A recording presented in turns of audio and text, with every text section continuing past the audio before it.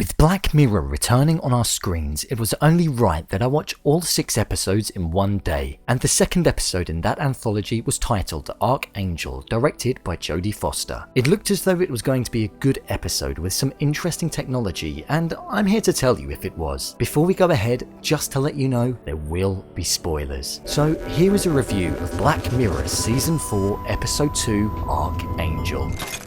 Arkangel is the second story of the season, and it is an episode that definitely feels like it could have been in one of the first 2 seasons of Black Mirror. With technology that ruins people's lives at its heart, it is definitely true to the show's morals. After a daughter goes missing, the mother approaches a company called Arkangel, which essentially chips and tracks her daughter's every move, allowing her to see and filter what they can and can't see. Almost like the block feature in White Christmas, but not as scary or hectic. Remember, it is for a child. At first, Marie, the mother, says how she won't be using that option, but with it being Black Mirror, of course she does. After being filtered for the first few years of her life, she goes to school and hears about blood, guts and gore, but doesn't actually know what it is, leading her to be called Chiphead and a snitch by the kids in the playground. The names that she gets called are true to what a child like that would most likely be called, because of course, everything that she sees, her mother sees, and would ultimately get other people in trouble, leading her to potentially not having many friends. This then results in her harming herself, and then us finding out that Arkangel was actually shut down and didn't launch nationally like it was planned to. Years go by without Marie using the software, but after Sarah, her daughter, didn't respond to a phone call, she gets the Arkangel software out of the attic and tracks her daughter. At this point, she is having sex and doing drugs, and obviously Marie doesn't agree with it, so she approaches Sarah's boyfriend and tells him to stay away. This is true to what would most likely happen. We have to remember that despite looking older, Sarah is only 15 and she is a protective mother due to what happened in the past when she went missing. So it doesn't surprise me that she went back to the technology and approached the person who could potentially cause harm to her daughter. After putting an emergency contraception pill in her daughter's drink in the morning, Sarah finds out and goes absolutely ballistic at the realization that her mother has been watching everything. Then the gut-hitting moment happens. Marie sees that her daughter knows what she's up to, and as she looks on the tablet, she sees Sarah looking at her. Sarah lashes out and she smashes her mother's face in with the tablet that controls the system and leaves the house. This was the moment that the whole episode was building to, and I feel as though it definitely delivered when it came to it. You could feel every hit in the face that Marie was taking. As well, it was great that that filter was on as she was doing it, as it censored what she was doing to her mother, and then when it was shut down, you could see on her face the regret of what she had just done. After this, the mother wakes up and we have an almost replicated shot of her screaming Sarah's name, as she did many years ago when she went missing, but this time covered in blood. Whilst this is happening, there is a flash of different parts of Sarah's life, and it was such a powerful moment to watch, just as it was in the entire history of You, when Toby Kebbell's character had to remove the grain from his head and see all of his recordings flashing before his eyes. The software that was supposed to keep the daughter safe and the mother's mind at ease is what essentially led to the daughter's disappearance and the mother with her mind going round in circles, wondering where her daughter is. It drove the family apart and didn't keep it together like it was designed to do. A fantastic end to a great episode. Jodie Foster, well done.